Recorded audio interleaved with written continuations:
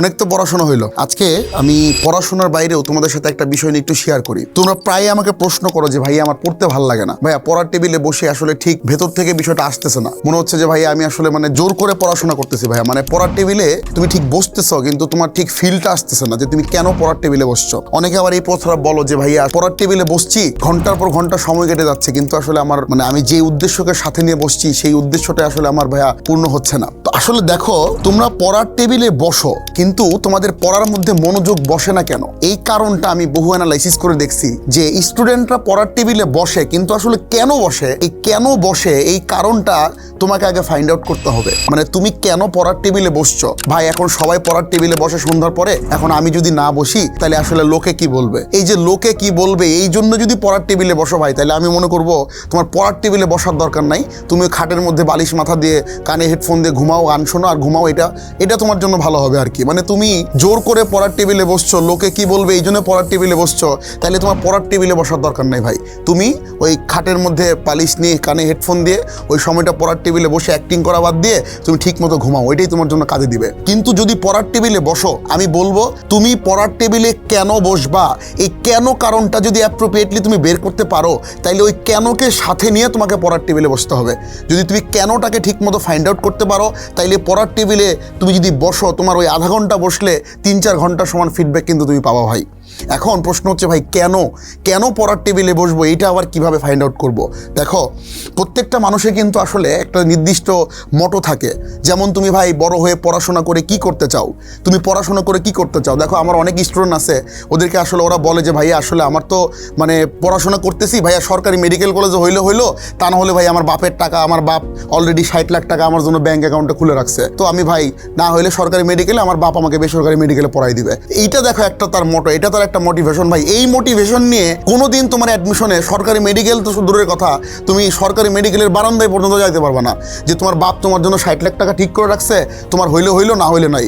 এইরকম মোটো নিয়ে পড়ার টেবিলে বসার দরকার নেই ভাই। বরং তোমার একটা রিজন বের করতে হবে যে ভাই আমি এই কারণে পড়ার টেবিলে পড়তে বসছি। সেটা কি?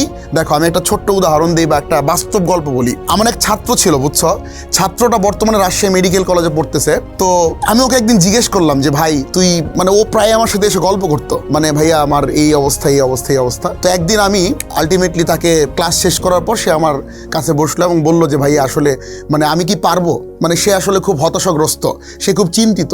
তো বললো যে ভাই আমি কি আসলে পারবো? আমি বললাম তুই কি পারবি? বলে যে ভাই আসলে আমি মানে জীবনে আমার কিছু একটা করা লাগবেই। আমি বললাম করা তো সবারই লাগবে, এটা তো হওয়া উচিত। তো বলতেছে না ভাই সবার চেয়ে আমার করা লাগবে, এই কারণটা একটু আলাদা। তো আর কারণটা কি?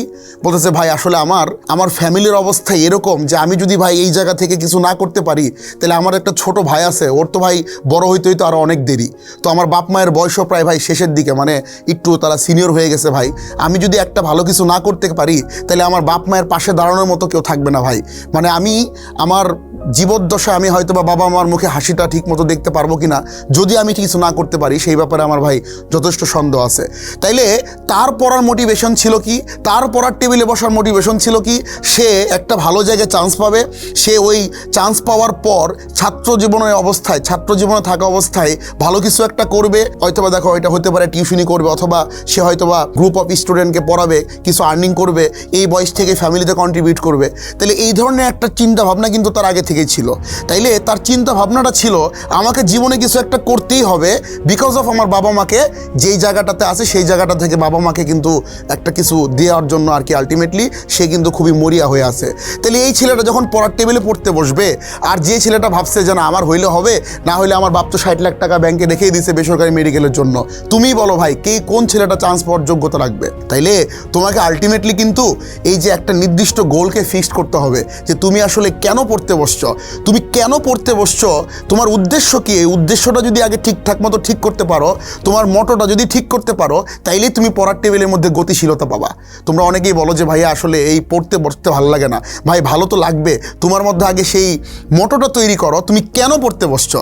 এই কেন পড়তে বসছো এই কারণটা তোমার ভেতর থেকে যেদিন আসবে ঠিকঠাক মতো, ওই দিনই আলটিমেটলি তোমার পড়াশোনার একটা ভ্যালু তৈরি হবে। তুমি সেদিন থেকে পড়তে বসতে কিন্তু একটা ফিল পাবা। কথা বুঝছো?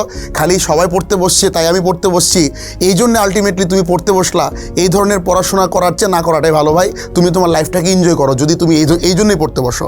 আর যদি পড়তে বসো ঠিকঠাক মতো কারণ তৈরি করে, ঠিকঠাক মতো উদ্দেশ্যকে সামনে রেখে, তাইলে ভাই তুমি পড়ার টেবিলে পড়তে বসো, তাইলে তুমি আলটিমেটলি এই পড়াশোনা থেকে কিছু একটা বের করতে পারবা, অন্যথায় কিন্তু ভাই তুমি পারবা না। তো যাই হোক, অনেক কথাবার্তা তোমাদের সাথে হইলো, আমরা আবার একটু ক্লাসে ফিরে আসি।